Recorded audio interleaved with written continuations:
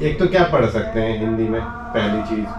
دوسری چیز جیسے ایک ابھی ہمارے کانورجیشن میں ایک پوائنٹ آیا تھا، ڈفرینٹ مسلک ہو گئے، تو کسی نے ایک جلد کر لی، کسی نے 2 کر لی، کچھ چیزیں ہٹا دی. کیا ابھی بھی مارکیٹ میں اوریجنل جو اس کا ورژن ہے اویلیبل ہے؟ ہاں بالکل ہے، بخاری شریف کی اوریجنل ہے، سب کچھ اوریجنل ہے. دیکھیے انگریز جو ہیں وہ تو سب انگلش میں پڑھ رہے ہیں، انہیں تو اردو بھی نہیں آتی، انہیں تو ہندی بھی نہیں آتی، سمجھ رہے ہیں آپ؟ جی. تو وہ تو سب کچھ جو ہے وہ انگلش میں پڑھ رہے ہیں. اب جیسے گلستان بوستان حضرت شیخ سعدی رحمۃ اللہ علیہ کی بڑی مشہور کتابیں ہیں یورپ کے اندر. جی.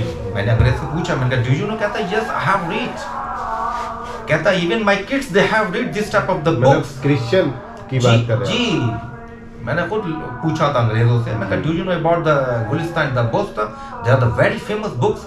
کہتا ہے یس آئی ہیو ریڈ. میں نے کہا who is the author of that books? کہتا ہے yes I know Sheikh Saadi, he is the author of these books. کہتا ہے even my kids they have read this type of the books.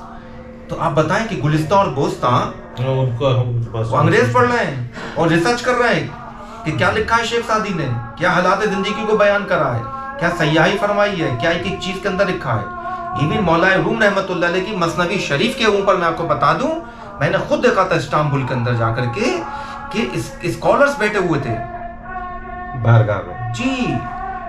Lecture چل رہا تھا، فارسی کا الگ چل رہا تھا، اردو کا الگ چل رہا تھا، عربی کا الگ چل رہا تھا، انگلش کا الگ چل رہا تھا، ٹرکی کا الگ چل رہا تھا. درگاہ میں لیکچر چل رہے ہیں؟ درگاہ کے باہر جو ان کے جو کمپاؤنڈ ہیں، لوگوں کے بہت بڑے بڑے ہال بنے ہوئے ہیں، کم سے کم 400-300 تو وہ لگے ہوئے ہیں، اسکرین لگے ہوئے ہیں، اور اس کے اوپر لیکچر چل رہے ہیں. بہت قابل لوگ ہیں ٹرکش لوگ، ایسے نہیں ہیں، ایسے نہیں ہیں جنہوں نے گنبد خضرا بنائی ہو، جنہوں نے مسجد نبوی کی نہیں رکھی ہو. سرکار دو عالم صلی اللہ علیہ وسلم نے 19 کی خدمت قبول کری ہے. جی. گنبد خضرا کو بنانے والے ترکی ہیں، مسجد نبوی کو بنانے والے ترکی ہیں. وہ تو آپ بیان کرتے ہیں ترکی کو ہی کچھ کہتے ہیں. جی. آج بھی معاہدہ ہے وہ. جی معاہدہ ہے ان کا. کہتے ہیں وہ ختم ہونے والا ہے، 3 سال بچے اس میں. نہیں وہ والا معاہدہ ہے ان کا کہ 100 سال جب ہو جائیں گے تو آپ کو یہ جو ہے علاقہ چھوڑنا پڑے گا. وہ تو ایسا نہیں ہے، میں آپ کو بتا دوں. وہ تو آپ کون آج کل آ جاتا ہے جو ایک بار آ جاتا ہے کرایہ دار آ جاتا ہے، وہ مکان خالی نہیں کرتا، نہ کتنا بڑا ملک. اور ترکی جو ہے بڑے باادب لوگ ہیں. دیکھیے وہ گولی کھا لیں گے لیکن وہاں پہ خون ریزی نہیں کریں گے. ایک میرا سوال یہ ہے کہ آج کے دور میں ہماری والی جو جنریشن ہے، مطلب 2 ملینیلز کہتے ہیں جس کو، تو یہ والی جنریشن تک کچھ حد تک صوفیزم پہنچ پایا ہے، چونکہ بزرگ تھے، نانی دادی انہوں نے بتا دیا. ہماری جو نسل ہے، ہم جس دور میں ہیں، جب ہم دادا نانی بنیں گے تو ہمارے پاس تو اتنا گیان شاید نہیں بچے گا آگے دینے کے لیے. اور صوفیزم کا مطلب یہ ہے کہ جس کی لمبی بال ہیں اور وہ درگاہ کے باہر کہیں بیٹھا ہے، اچھے سے زیارت کرا دے، وہ صوفی ہیں. تو اصل صوفیہ کرام سے تو دور ہوتے جا ہی رہے ہیں ہم. اردو زبان تھی تو تھوڑا سا لکھ پڑھ لیا کرتے تھے، کچھ کتابوں یا دوسری چیزوں کے ذریعے وہ علم آ جایا کرتا تھا. تو اب ایک تو آنے والے وقت میں وہ علم کیسے ملے گا، کیونکہ اردو ایک تو ویسے ہی ختم ہوتی جا رہی ہے.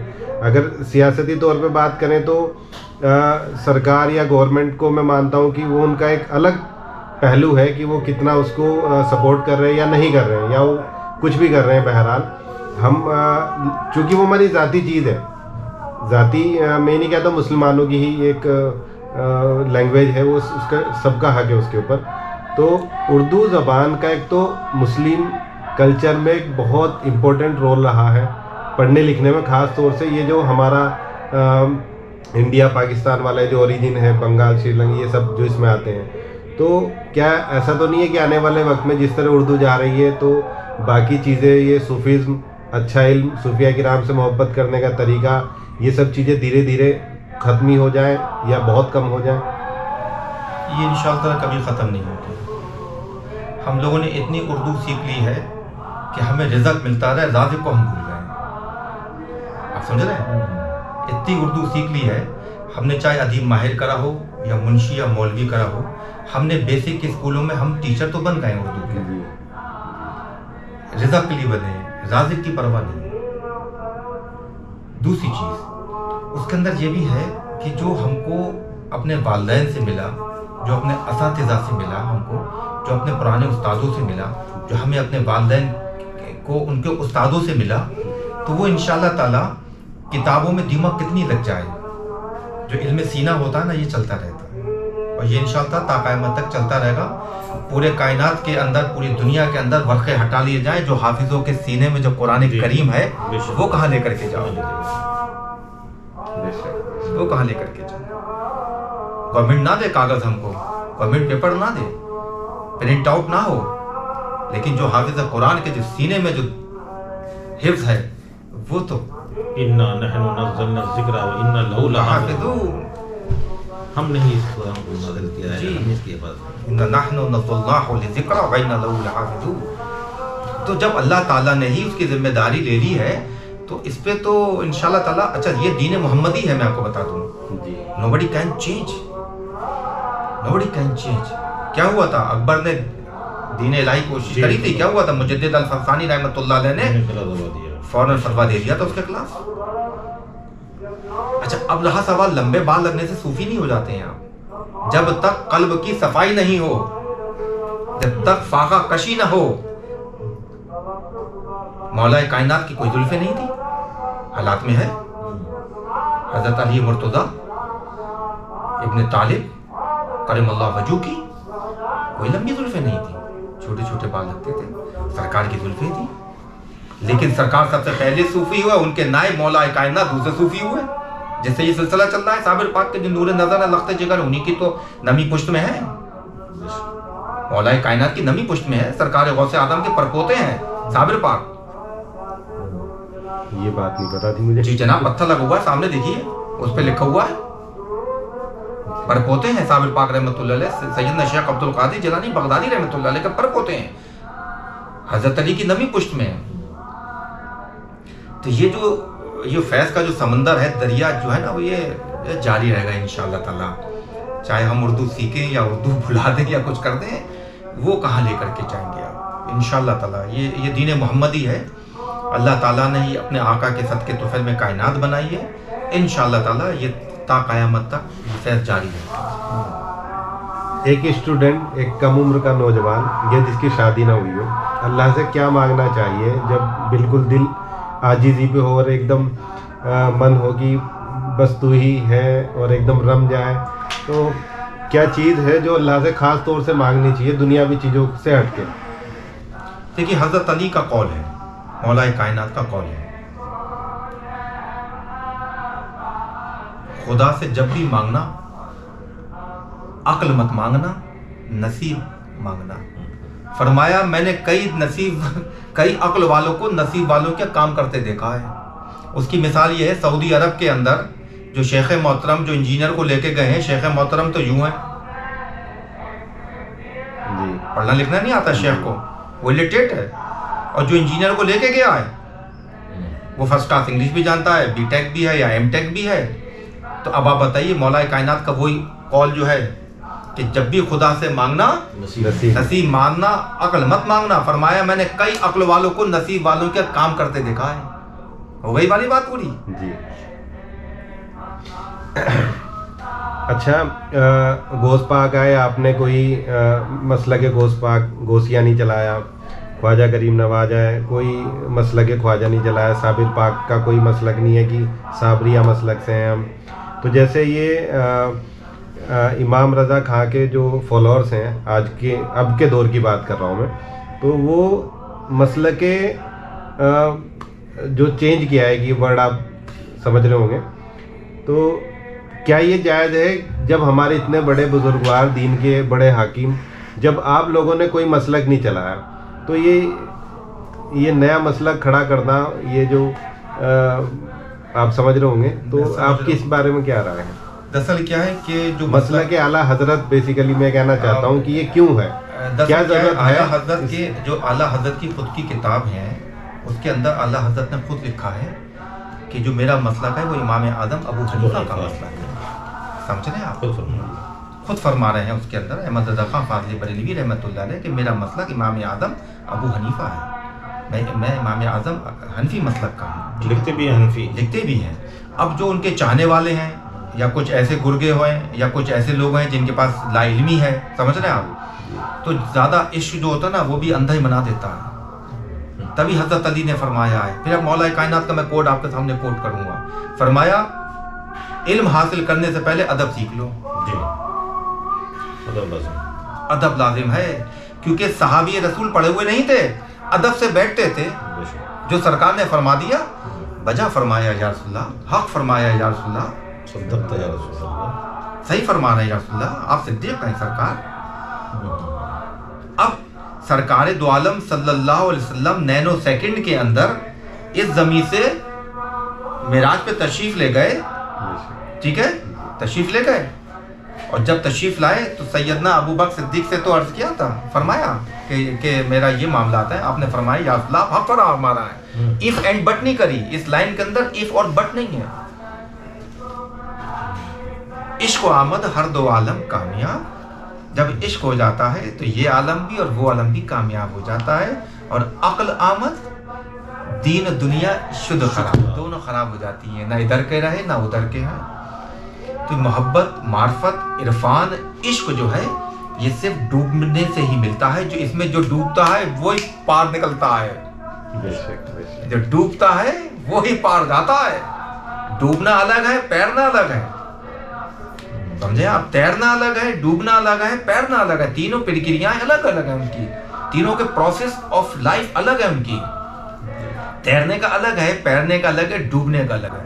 और ये मंजिल जो है ना, जितनी डूबोगे, खुद ही मिट्टी तो खुदा मिला, खुद ही मिट्टी तो खुदा मिला। पहली मंजिल फनाफिल शेख, फनाफिल रसूल, फनाफिल्लाह, ये प्रोसेस है। चाहे आप इसको असेंडिंग में ले लीजिए, चाहे आप इसको डिसेंडिंग में ले लीजिए, पहुंचना वहीं तक है। मोहब्बत के रास्ता है, मोहब्बत और प्यार से ही। आप मुझसे मोहब्बत से तो मुझे जहर पिला दोगे तो पी लूंगा, और कुछ नहीं होगा, कुछ नहीं होगा।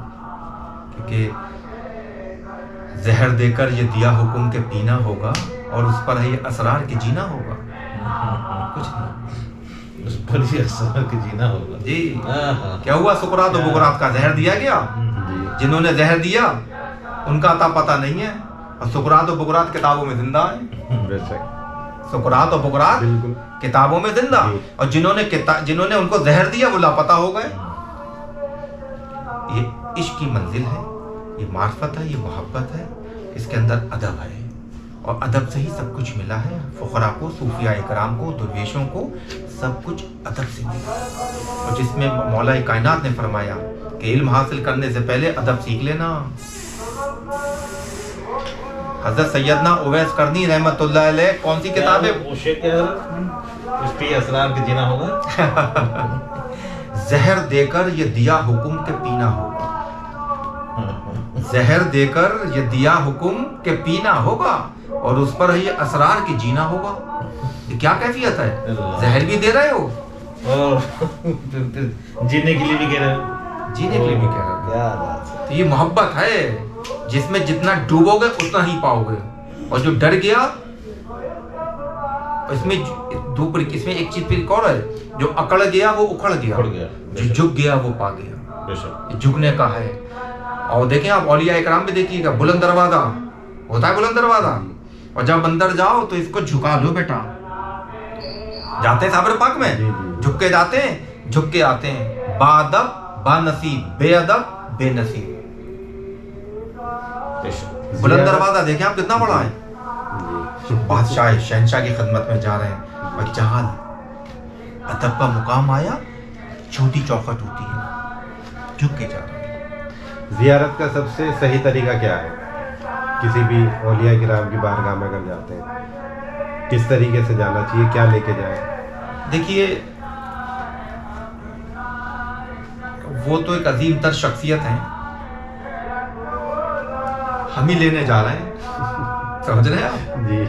हम नमाज पढ़ रहे हैं तो उसमें भी लालच अपनी है, अल्लाह तू करम फरमा दे, मेरा कारोबार ठीक हो जाए जन्नत में। उसकी ज़ात तो बेनियाज है, अल्लाह की ज़ात बेनियाज है, और औलिया इकराम की ज़ात भी बेनियाज है। आप एक गुलाब का फूल लेकर के जाओगे, इंशाअल्लाह ताला चमन ही चमन होगा।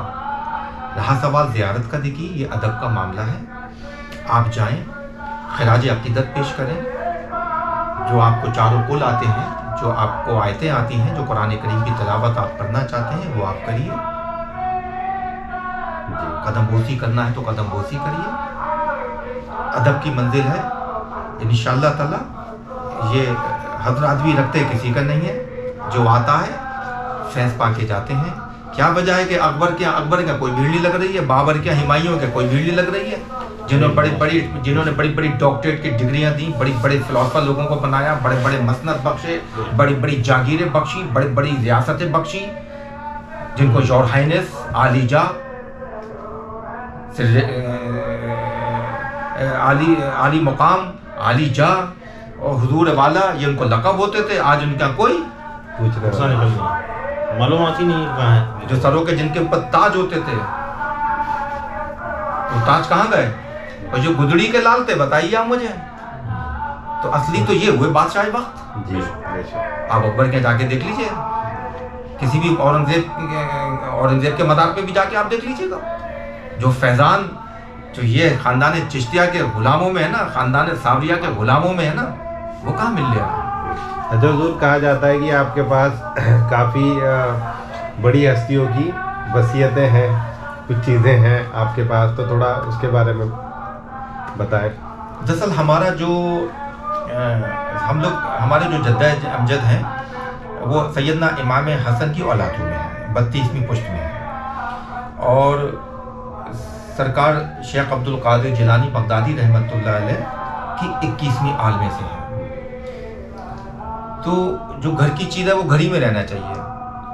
تو اسی وجہ سے ہمارے بزرگوں کے پاس حضرت علی کا پیالہ بھی موجود ہے, سیدہ بی بی فاطمہ زہرا کا جو ہے وہ چراغ بھی موجود ہے, سرکار سیدنا شیخ عبد القادر جیلانی کی چادر بھی موجود ہے, سیدنا مخدوم علاء الدین علی احمد صابر کلیری رحمۃ اللہ علیہ کی کھڑابیں بھی موجود ہیں ہمارے پاس. جی. خواجہ غریب نواز رحمۃ اللہ علیہ کی ہمارے پاس جو ہے ٹوپی بھی موجود ہے, بابا فرید گنج شکر رحمۃ اللہ علیہ کی عصا بھی موجود ہے ہمارے پاس. تمام اولیاء اکرام کی, تمام بڑے بڑے فقراء کی, صوفیاء اکرام کی, ہمارے جدہ امجد کو, بزرگوں کو وہ عطیہ دیا گیا, تحفہ دیا گیا ہے, تاکہ آپ اس کے اہل ہیں, آپ ہی رکھ سکتے ہیں. میں آپ کو بیش قیمتی کتاب جب دوں گا جب میں آپ کو اہل سمجھ دوں گا. جب آپ you are not the capable, how you can be keep that one. جب آپ کیپیبل ہی نہیں ہیں, جب آپ یو آر ناٹ ایبل, آپ ایبلٹی نہیں ہے آپ کے اندر, تو how you can be keep, آپ رکھ ہی نہیں سکتے ہیں اس کو. تو یہ جب ہمارے جدہ امجد کے پاس ایسا فقیرانہ, ایسا درویش, ایسا صوفیانہ, جب ان کے قلب روشن تھے, تو ان کی خدمت میں یہ سب پیش کی گئے, اور یہ کہا گیا کہ آپ ہی اس کے مستحق ہیں, آپ ہی ان کی آل ہیں, یہ لیجیے آپ. تو تمام تبرکات ہمارے پاس خانقاہ میں, پیلی بھیت میں موجود ہیں, ہماری خانقاہ کے اندر ہے. کافی لوگ آتے ہیں, زیارت کرتے ہیں اور خاموشی سے چلے جاتے ہیں. کیا کوئی بھی زیارت کرنے آ سکتا ہے یا اس کا کوئی وقت مقرر؟ زیادہ تر تو ہم لوگ اس کے دوران کل کی جو محفل ہوتی ہے اس میں کرواتے ہیں, لیکن جو دور دراز سے آتے ہیں وہ سب ہمارے اپنے ہیں, اور ہم کسی اپنے کو مایوس نہیں ہونے دیتے ہیں.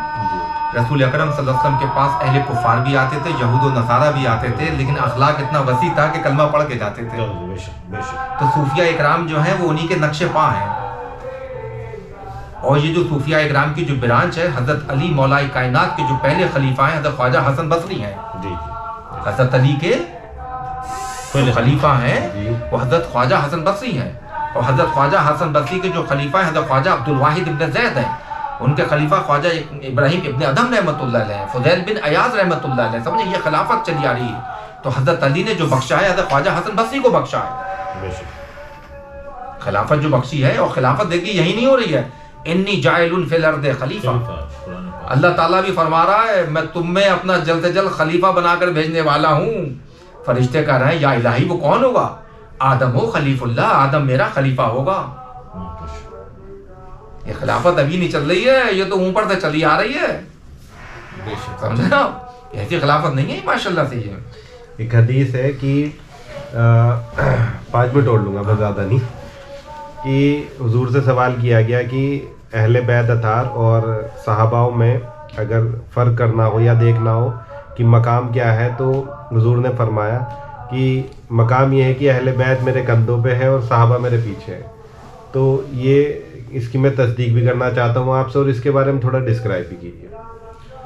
اہل بیت اطہار کیا مقام ہے؟ دیکھیے سرکار دو عالم صلی اللہ علیہ وسلم نے خود فرمایا کہ میں اپنے پیچھے 2 بھاری چیزوں کو چھوڑے جا رہا ہوں. بھاری چیزوں, فرمایا میری آل